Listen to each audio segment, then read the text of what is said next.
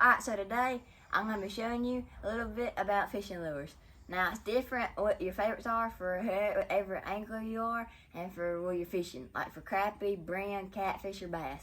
But here are a few of my favorites, like a crawdad, a curly tail, a Senko, which are absolutely dynamite here, a curly tail grub, a chatterbait, a football-headed jig, a crankbait, spinnerbait, and a buzzbait. And yeah, I would have a white popar here, but it's in a creek or on a tree in a creek somewhere. So that's just fishing for us sometimes. And also thank you to Pawpaw for helping me make this crawler harness right here, which I'll be showing you how to make in just a little bit. And you can get most of this stuff on Walmart probably, but if not, probably get it on Amazon. So stick with me and I'll show you how to make it in just a little bit. Alright, so the scripture today is coming from Psalm 56:4, and it has strengthened me out a lot whenever I've struggled with fear of man or something like that, and hopefully it will strengthen you out a lot too. And it says, "In God whose word I praise, and God whose word I trust, I shall not be afraid. What can mere man do to me?" Psalm 56:4. And hopefully that'll help strengthen you out a lot. I know it's helped strengthen me too. So go out in the next week or whenever, and just keep that in mind whenever you might feel afraid. Alright, so there's a few of the items we're going to be using to make the lures, and it is fluorocarbon line. You want that because the fish won't see it as well. And you also have the clevises and the spinner blades, and you can use a treble hook or a regular one. And you got these floats and the beads to put on it to get their attention. So that's what we're going to be using, so now I'm going to show you how to make it. Alright, so we got the fluorocarbon line, and now we're just going to tie a snell knot, which you just put the line through the hook, and you hold the line and the hook in one hand, and then you wrap the line around the hook maybe around 6 times, and then once you got that, you get your tag end, and then you go through the loop,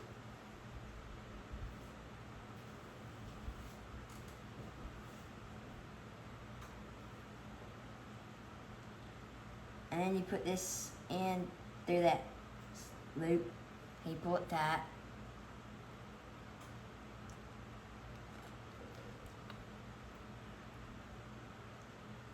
And it's that simple and easy. And after you get that tied on, you cut the extra end of the hook off.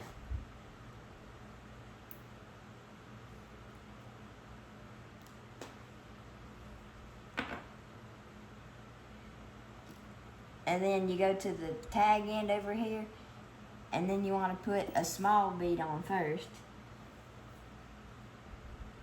And then, after you get a small bead on or two, then you can put your bigger beads on.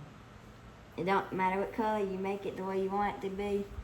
But I'm just going blue and green, red and green for right now.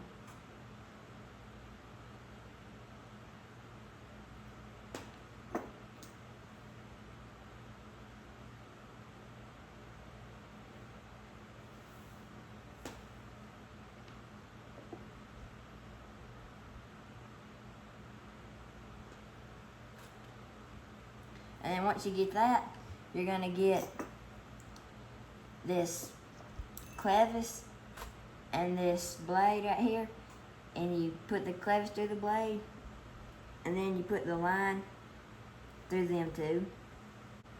And once the line's through the clevis, you just pull it down, and then I'm gonna put another bead on, and then a float.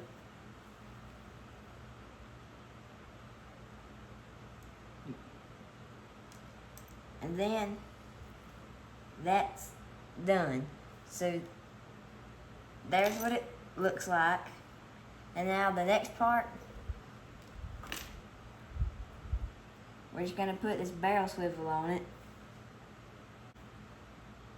And once you get that tied, you want to pull them tight to make sure they ain't gonna come off, because you don't want to throw it in the water and then it come off right when you do it. And then just like that, you're done. So you just tie this on to a piece of line, and then it's that easy and that simple. And I believe it's a great way to catch plenty of fish. Alright, and so So this is going to be a safe and inexpensive way to store it. And you just get an old pool noodle and you cut slits in it on one side and then 180 degrees on the other side. And then you just find a spot and you put your hook through it like that and you just wrap it around it several times into the slits.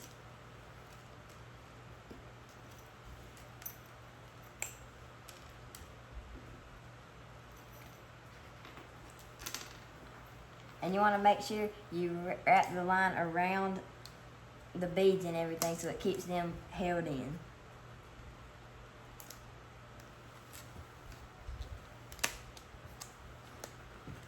And when you got all that done, you just put the barrel swivel and you stick it inside the noodle. And just like that, that's an inexpensive way, and it can be fun, and hopefully it'll catch a bunch of fish.